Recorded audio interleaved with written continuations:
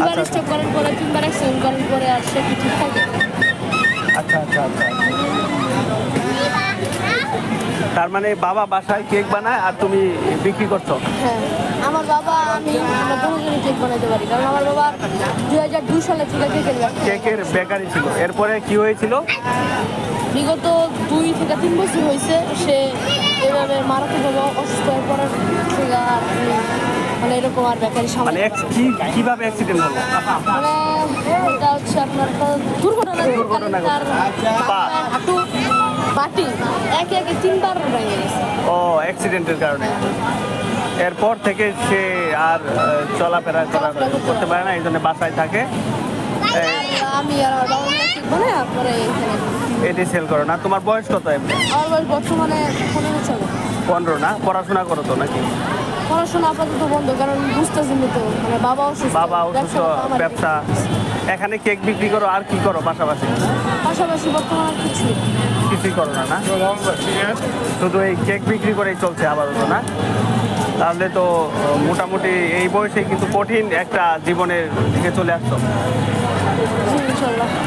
বসে কথা বলবো একটু। আমার মোবাইল আপনি আমার একটা ভিডিও পাবেন না, আমার ভিডিও বা ছবি বুঝতে পারছি।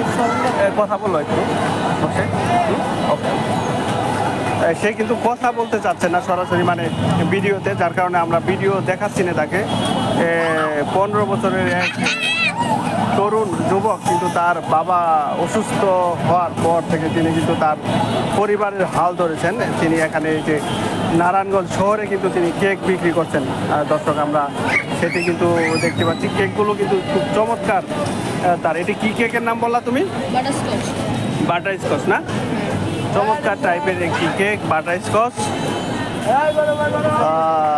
আজকে কেক প্রায় শেষ তোমার, না? এটাই লাস্ট কেক রয়েছে, লাস্ট কেক। তোমার নাম কি জানি বললা? শুভ।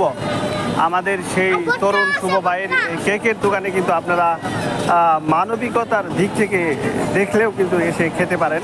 নারায়ণগঞ্জ শহীদ মিনারে তার সেই বাবা কিন্তু অ্যাক্সিডেন্টে গড়ে একেবারে গড়বন্দি। সেখানে তার বাবার সাথে সে নিজে মিলিয়ে কিন্তু তারা কেক বানিয়ে তারপরে এই শহীদ মিনারে এসে কেক বিক্রি করছেন। পরিবারের কিন্তু হাল ধরছেন মূলত সেই শুভ তার পরিবারের হাল ধরেছেন। সেই কেক বিক্রি করার টাকা দিয়ে কিন্তু তার পরিবারকে চালাচ্ছেন। অনেকগুলো ঝাড় কেক তিনি বিক্রি করেন। অলরেডি তার কেক কিন্তু শেষ পর্যায়ে রয়েছে, একটি কেক মাত্র রয়েছে এই মুহূর্তে আমরা দেখতে পাচ্ছি। এই হচ্ছে শুভর দোকানের অবস্থা আমরা দেখতে পাচ্ছি। এই মুহূর্তে রয়েছে নারায়ণগঞ্জ শহরের চাষারা মোড়ে, এই মুহূর্তে আমরা অবস্থান করছি দর্শক।